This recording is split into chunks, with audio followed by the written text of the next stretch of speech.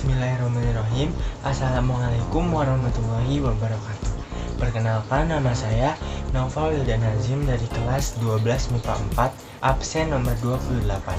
Pada kesempatan kali ini, saya akan melakukan praktikum bioteknologi, yaitu membuat keju.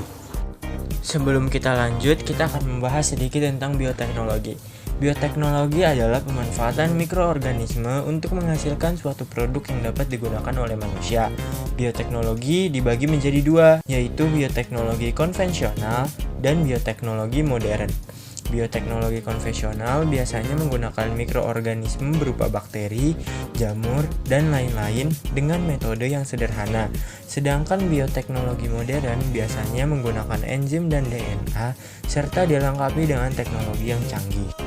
Bioteknologi konvensional lebih dikenal dengan fermentasi. Banyak makanan yang dibuat dengan cara difermentasi, misalnya keju.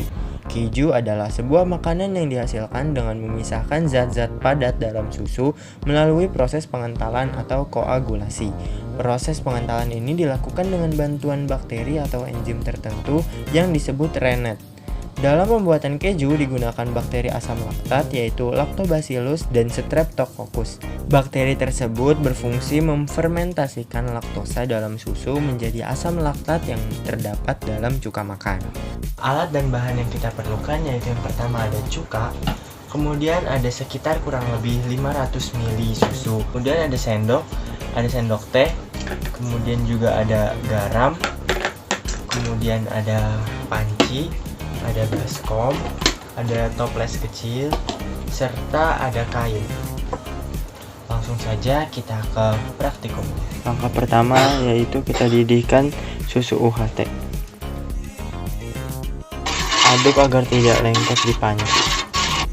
Setelah mendidih kita diamkan terlebih dahulu susunya, kemudian kita tambahkan cuka.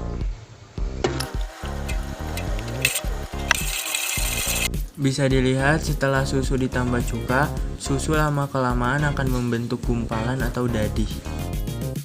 Berikutnya kita saring rebusan tadi ke kain. Nah, selanjutnya kita tutup kain, kemudian kita peras dadih sampai tiris. Nah, setelah dadih terpisah dengan air, kita pindahkan dadih ke dalam toples.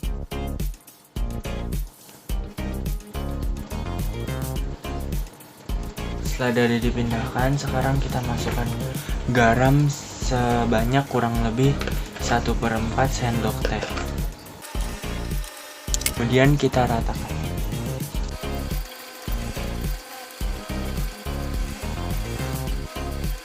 Setelah itu, toples ini kita tutup dan tempat ini kita letakkan di kulkas. Keju ini kita letakkan di dalam kulkas selama kurang lebih 24 jam. Nah, setelah didiamkan 24 jam, hasilnya keju akan mengeras seperti ini.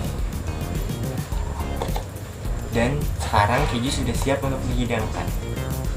Rasa kejunya seperti keju biasa, keju Kraft. Kemudian untuk teksturnya juga cukup keras, namun tidak terlalu keras. Teksturnya juga seperti keju Kraft juga. Pembuatan keju dilakukan melalui fermentasi bakteri dengan substrat susu dan mikroorganisme asam laktat. Pembuatan keju memiliki 4 tahapan utama. Yang pertama adalah pengasaman, di mana susu dipanaskan agar bakteri asam laktat dapat tumbuh. Bakteri-bakteri ini akan memakan laktosa pada susu dan merubahnya menjadi asam laktat. Saat tingkat keasaman meningkat, zat-zat padat dalam susu akan menggumpal dan membentuk dadih. Selanjutnya yang kedua adalah pengentalan. Di sini bakteri rennet akan ditambahkan ke dalam susu yang dipanaskan, kemudian membuat protein menggumpal dan membagi susu menjadi bagian cair serta bagian padat atau dadih. Rennet ini mengubah gula dalam susu menjadi asam dan protein menjadi dadih. Kemudian yang ketiga pencetakan. Setelah dadih dipisahkan dengan air, dadih diletakkan di toples, kemudian dicampurkan dengan garam agar menambah cita rasa. Garam juga berfungsi untuk menghilangkan kadar air berlebih, mengeraskan permukaan, hingga memurnikan keju. Yang terakhir atau keempat adalah pematangan, yaitu proses yang merubah dadih menjadi keju yang penuh cita rasa. Pematangan disebabkan oleh bakteri atau jamur tertentu serta memerlukan waktu. Waktu pematangan bervariasi mulai dari hari hingga minggu. Sekian praktikum biologi bioteknologi pada kesempatan kali ini. Apabila masih terdapat kekurangan, mohon dimaafkan. Wassalamualaikum warahmatullahi wabarakatuh.